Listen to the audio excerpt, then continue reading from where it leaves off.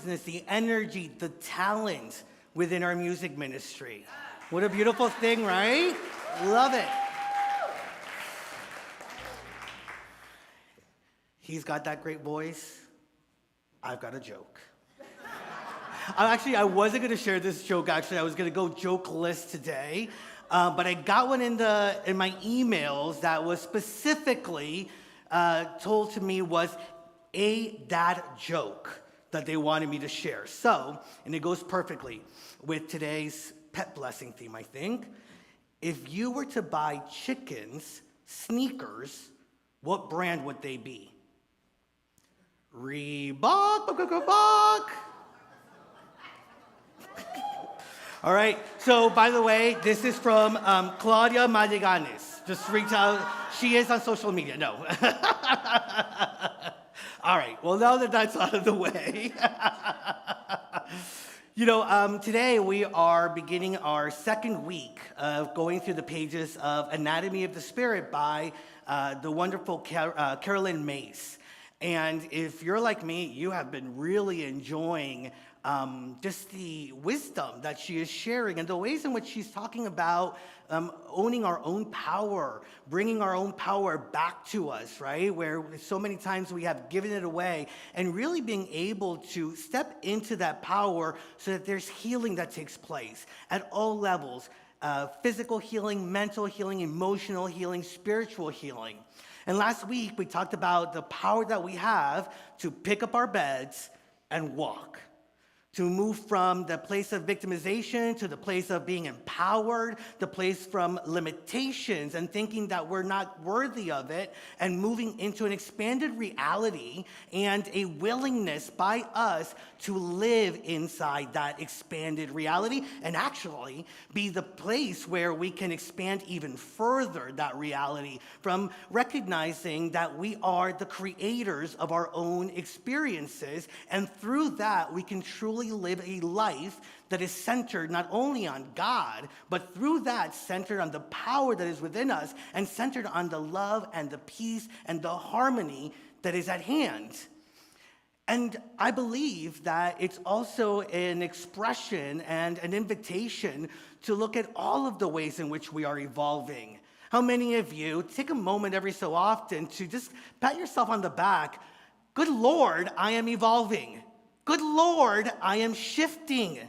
Good Lord, who I used to be or who I thought I used to be is no longer the ways in which I can see myself now. How many of you have taken the time to just recognize the power that you've already expressed by the mere fact that you have been willing to shift and willing to evolve and deepen in the awareness of God?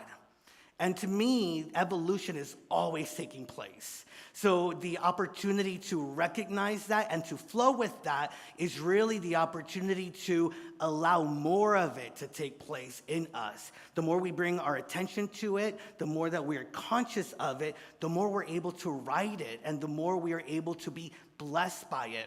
It's a journey of maturation. Physically, we experience our own evolution from the days that we were born and how we were raised and how we grew up into a space of maturation and adulthood. And how many of us recognize, right? Like when you're a kid, you don't have to take as much responsibility, right? You are told what to do sometimes. You are told to go left or right, what's good or bad, and you just sort of follow along.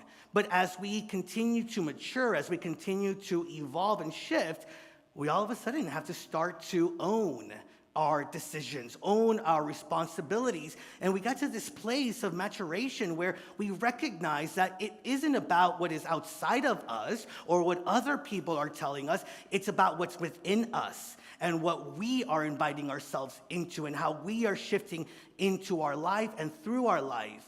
And so this evolution that takes place is really about owning our stuff, owning our power. And it's not that when we are children and somebody is telling us what to do or how to do it, that it's necessarily a negative or a bad thing. It's what we need. And our needs shift over time, and how we respond to our needs shifts over time.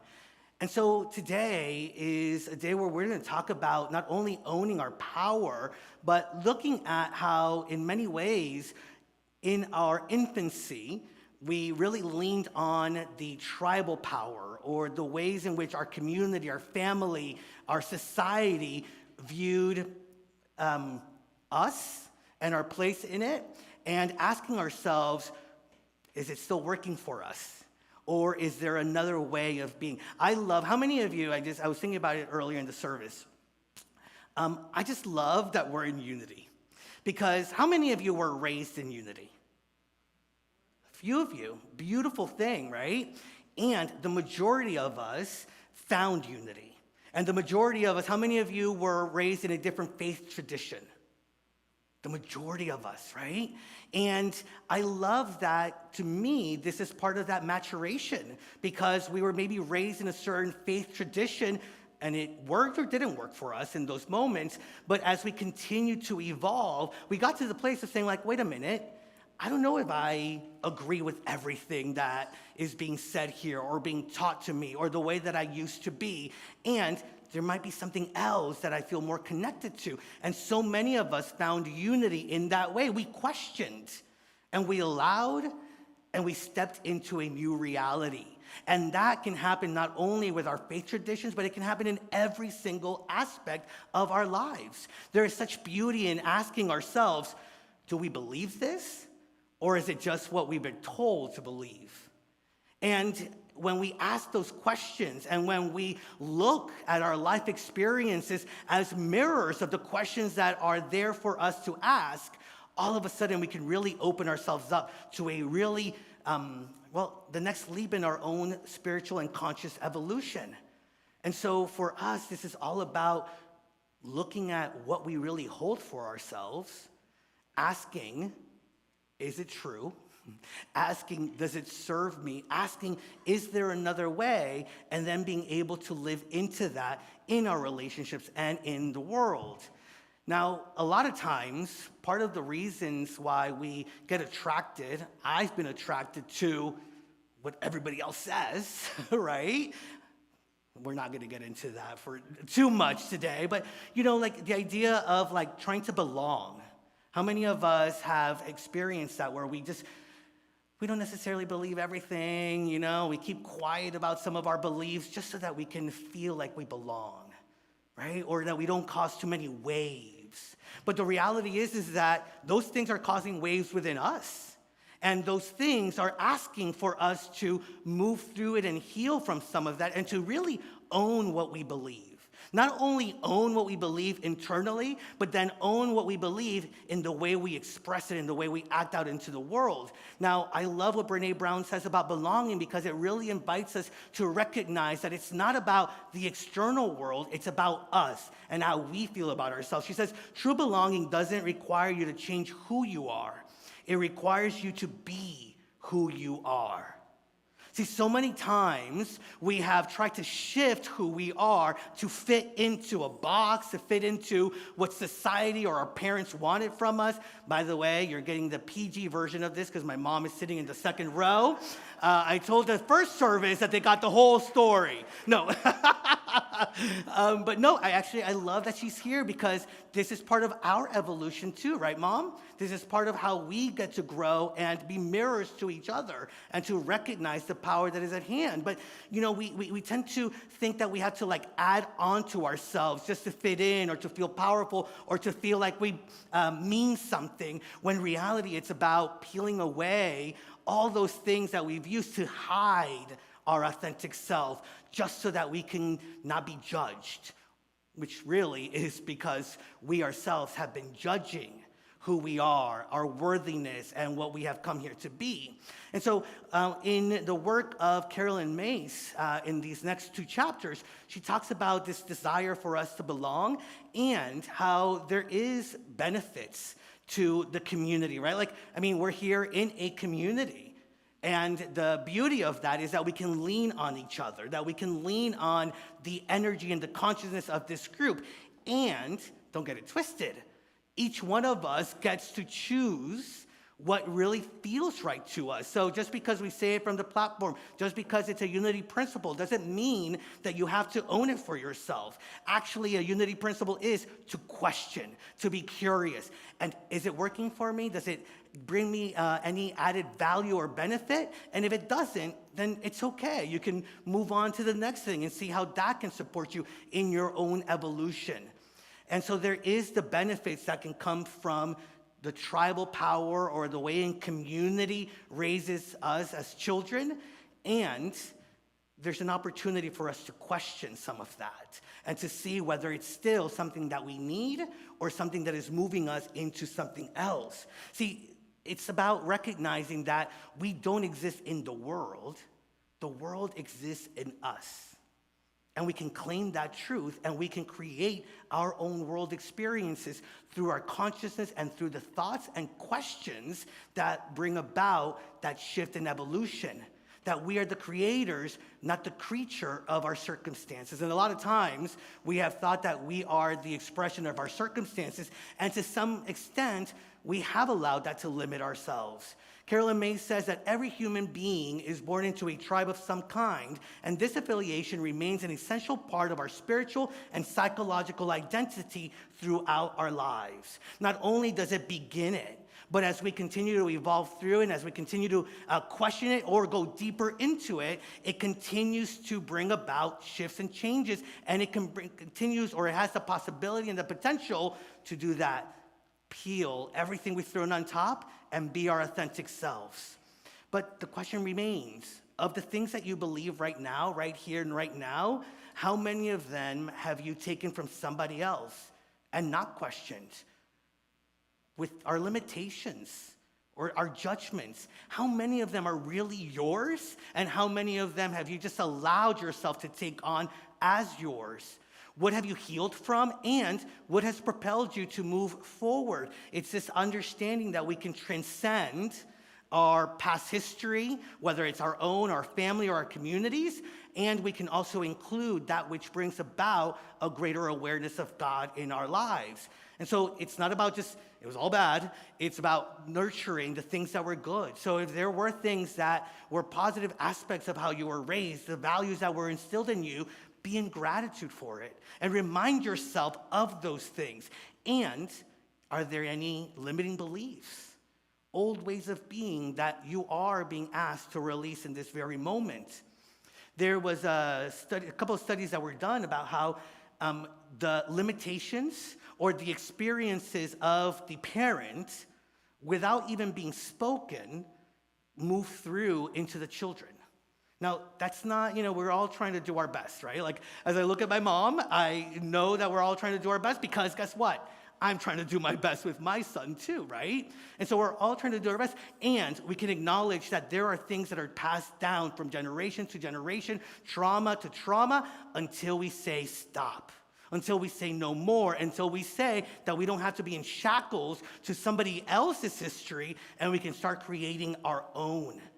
And so in that way, what do you believe?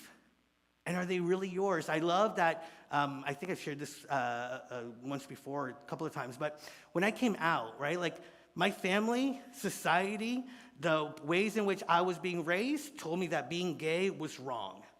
And I believed all of that until my authentic self couldn't handle it any longer and had to push through those limiting beliefs and ideas about who I was meant to be.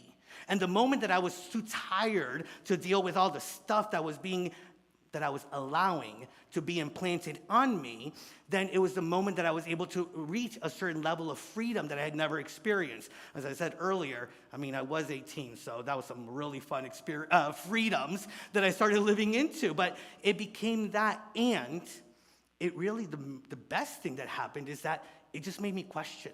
Because if I could question the way that society told me that who I was wrong, live into it and recognize what a beautiful and powerful thing it was for me to be authentic, I didn't have to, I could question everything else. Believe it or not, how many of you know I'm a pretty much a liberal progressive here, right? I don't hide that. Yeah, I know. But let me tell you, in high school, they used to do a newsletter, and my friend Anna Archbold was the progressive view on those things, and I was the conservative voice of my high school, right? And there's nothing wrong with that. It's just that I didn't realize that those really just weren't my beliefs. And the moment that I questioned one, and I realized how powerful it was for me to push beyond it, I was able to question all of them. And I did. And some of them I kept, and some of them I didn't, because I peeled away the things that I thought were me and allowed me to be me. How many of us are still, whether in different parts of our lives, still hiding the authentic self? Or maybe not even realizing how much we are hiding our authentic self because of what society or our families or what we just allowed ourselves to believe in. This trauma and these limiting things and these judgments that can be passed down to us, think about that. Because what power lies in not only questioning our limited beliefs, but in even recognizing, wait a minute, they weren't even mine to begin with. Right? They don't have power over me because they weren't even mine to begin with. They have the power that I've given them, and I can choose differently today. What situations have you kept yourself in these studies that show how the children of parents that had certain experiences would just live from those places of those experiences? Part of the studies was that there was an open door, and people just weren't willing to go through the open doors. So what is the open door before you? What is it that is at hand for you? When I question those things, I start to realize that I am the creator of my own beliefs. My beliefs become my experiences become my life becomes my destiny becomes the way in which I share the fullness who I am in the world. Oprah, who had a very difficult life at the beginning, was quoted as once saying that we are not our circumstances. You are not what happens to you. You are your own possibilities. Think about that. You are your own possibility. What is the possibility of the authentic you? And how is it that some error thinking or error judgments have kept you from fully living into that? And the beauty is that this other chapter that Caroline Myss talks to us about this week is about relationships. And I love that, I think I love that relationships are mirrors. How many of you have heard of, any other person that comes into your experience is a mirror of what's going on within yourself? Yes? How many of you love that? Well, here's an opportunity to get to love it maybe a little bit more, because the ways in which others are a mirror to us is an opportunity for us to heal from some of those error thinkings, from those ways of seeing ourselves. So here's what I was going to share. So my mom just moved back in with us after a few years, about a month ago, right, Mom? Don't ask her too many questions. I do not want you to know how I've been behaving at home. But, it's just interesting because she triggers me, I trigger her, we're relearning how to live together. And I was thinking about this. Trigger has, how many of you, that person triggers me. I'm being triggered right now. And how many of you, when you say that, like me, always equate it to something negative, right? I'm being triggered to react this way. I'm being triggered to be upset in this moment. I'm being triggered by an old memory of mine that I haven't healed from and I'm really upset over. Wow. But triggers happen the other way too, because if I could be really curious about what's going on, I could be I'm being triggered to heal. I'm being triggered to question. I'm being triggered to respond in a different way. So yeah, we are being triggered. That's the beauty, and that's part of the evolution of humanity and our own spiritual journey. And the more that we don't have to judge it as a negative thing, the more that we're able to use it for our good and use it for really heaven here on earth. And so this second chakra that Caroline Myss talks about is that power of connection and the power of communion. She equates it with the sacrament of communion, which I love. I was raised Catholic, and I love that Catholic upbringing, and I love that sense of communion and what that sacrament of communion is all about, which is just recognizing what is already at hand, that we are one. So how can we do that in all of our relationships? in the mirrors that we like and the mirrors that we don't like. I remember I was being mirrored by somebody back in the day, and I would go to Reverend Chris at the time and be like, oh, this person is just getting me all annoyed and upset and da-da-da. He's like, well, they're a mirror, so do the healing work. I'm like, oh, okay. So then something else would happen. They would trigger me, and I would show up again like, oh, this person just did this. And he would say, well, they're a mirror. And like he was like, if you don't heal it with this mirror, another mirror will just show up. And one day I was just like, I'm ready for a whole new mirror. I'm just ready for a whole new mirror. But the mirrors are there, and the more that we recognize it, the more that I recognize that it is for my good, then the better equipped I am to move through those things and to heal. We can't heal what we don't want to see, right? We can't heal what we put to the side. We've got to really step into it. We can really allow it and then go into that place of knowing that we are worthy, that we are one, and that each and every person is an expression of the divine. If there is any one person that we can't see as divine, that is that ounce of belief that anybody, including ourselves, cannot be divine. Think about that. If you're putting it out into the world that that person is not good, that person is not divine, then it just solidifies a belief that we are separate from. And we're all about unification. We're all about unity. We're all about recognizing the power that each of us has. And we're all about recognizing that God is in everything and in everyone. So it is time that we mature more and more into this truth. That first chakra of the root chakra and the tribal energy, that is such a powerful thing for us to be able to not only lean on, but to question. And I love that it goes with the sacrament of baptism in the book, right? Because she's connecting all these different faith traditions in these books. And that baptism, how many of you chose to be baptized? How many of you as babies chose to be baptized, right? It was placed upon us. Somebody made that decision for many of us to be baptized and to be baptized into that specific community.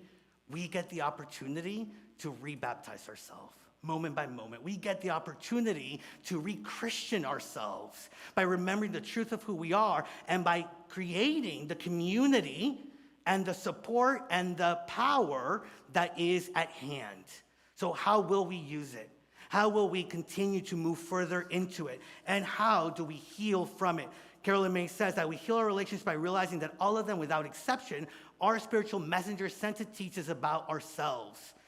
Let's remember that, Mom. It also says, Marianne Williamson says, relationships are a part of a vast plan for our own enlightenment, the Holy Spirit's way of delivering us to our highest possibilities. What are the possibilities before you? I know that all of them bring us to a place of recognizing more fully who we are. I trust that. I have faith in that. I have faith in that every single relationship and every activity or any experience, any difficulty or any harmony that comes from it is really intended to bring us into an awareness of the power that is within us and that God is always at hand. So next time that we are triggered, can we do it from a place of curiosity? Instead of like they're triggering my negative emotions, they're triggering that which needs to be healed, so I remember my truth. They're triggering a different way of being. They're triggering me questioning what I thought was mine that no longer has to be mine. They're triggering that which I thought to be true that is no longer true. They're making me think about the things that I thought served me and no longer serve me. Are we ready to be served by the wisdom that is within us? Are we ready to be served by the God that is instilled in us? And are we ready to move from a place of childhood into a place of maturation and adulthood, recognizing that we are the ones that take responsibility for our experiences and recognizing that each and every one of those experiences was created for our own good. The moment that we mature into that is the moment that we have harmony, that we have peace, that we have health, that we have abundance, twofold and deep and anchored in it and living into heaven on earth. And I believe that we and the world is ready for this evolution, it is ready for this revolution, and it is ready for the shifts that are taking place. Namaste, everyone.